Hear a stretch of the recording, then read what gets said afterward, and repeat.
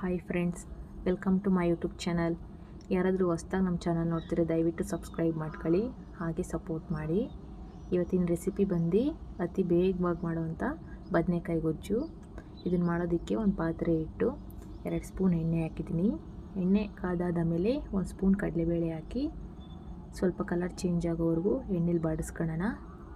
ಹಾಗೆ ಜೊತೆಗೆ ಸ್ವಲ್ಪ ಜೀರಿಗೆ, ಸ್ವಲ್ಪ ಸಾಸಿವೆ, ಅದು ಚಟಪಟ ಅಂದಾದ ಮೇಲೆ ಹಸಿ ಕರಿಬೇವಿನ ಸೊಪ್ಪು ಸೇರಿಸ್ಕೊಂಡಿದ್ದೀನಿ.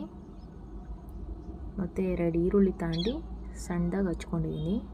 ಅದನ್ನು ಹಾಕಿ ಈರುಳ್ಳಿ ಸಾಫ್ಟ್ ಆಗೋವರೆಗೂ ಎಣ್ಣೆಲಿ ಫ್ರೈ ಮಾಡ್ಕೊಳ್ಳೋಣ. ಇದ್ರ ಜೊತೆಗೆ 2 ಟೊಮೊಟೊ, ಅದನ್ನು ಸಣ್ಣದಾಗಿ ಕಟ್ ಮಾಡಿ ಸೇರಿಸ್ಕೊಂಡಿದ್ದೀನಿ. ಟೊಮೊಟೊ ಸಾಫ್ಟ್ ಆಗಬೇಕು, ಸಾಫ್ಟ್ ಆಗೋವರೆಗೂ ಎಣ್ಣೆಲಿ ಫ್ರೈ ಮಾಡ್ಕೊಳ್ಳಿ. ಇದ್ರ ಜೊತೆಗೆ ಮೈಸೂರು ಬದನೆಕಾಯಿನ ಕಟ್ ಮಾಡಿ ಇಟ್ಕೊಂಡಿದ್ದೀನಿ, ವಾಶ್ ಮಾಡಿ ಇಟ್ಟಿದ್ದೀನಿ.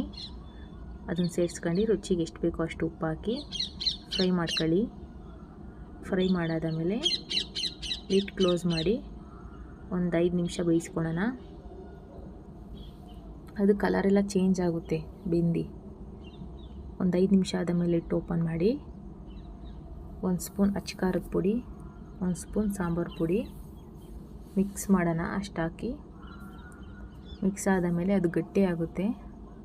ನನಗೆ ಸ್ವಲ್ಪ ಗ್ರೇವಿ ಥರ ಬೇಕು, ಅದಕ್ಕೆ ಒಂದು ಅರ್ಧ ಕಪ್ಪು ಅಷ್ಟು ನೀರು ಸೇರಿಸ್ಕೊಂಡಿದ್ದೀನಿ. ಸೇರಿಸ್ಕೊಂಡು ಆಗಿದ್ರೆ ಸೇರಿಸ್ಕೊಳ್ಳಿ, ಇಲ್ಲಾಂದರೆ ಸ್ಕಿಪ್ ಮಾಡಿ. ಇಷ್ಟಾದ ಮೇಲೆ ಅರ್ಧ ಹಿಡಿ ತೆಂಗಿನಕಾಯಿ ತುರಿ, ಸ್ವಲ್ಪ ಕೊತ್ತಂಬರಿ ಸೊಪ್ಪು ಹಾಕಿ ಮತ್ತೆ ಮಿಕ್ಸ್ ಮಾಡಿ ಒಂದು 5 ನಿಮಿಷ ಮೀಡಿಯಮ್ ಫ್ಲೇಮಲ್ಲಿ ಬೇಯಿಸ್ಕೊಳ್ಳೋಣ. ಇಷ್ಟಾದರೆ ಆಯಿತು, ಬದನೆಕಾಯಿ ಗೊಜ್ಜು ರೆಡಿ ಆಗುತ್ತೆ. ಇದನ್ನು ನಾನು ಚಪಾತಿ ಜೊತೆಗೆ ಸರ್ವ್ ಮಾಡ್ತಿದ್ದೀನಿ.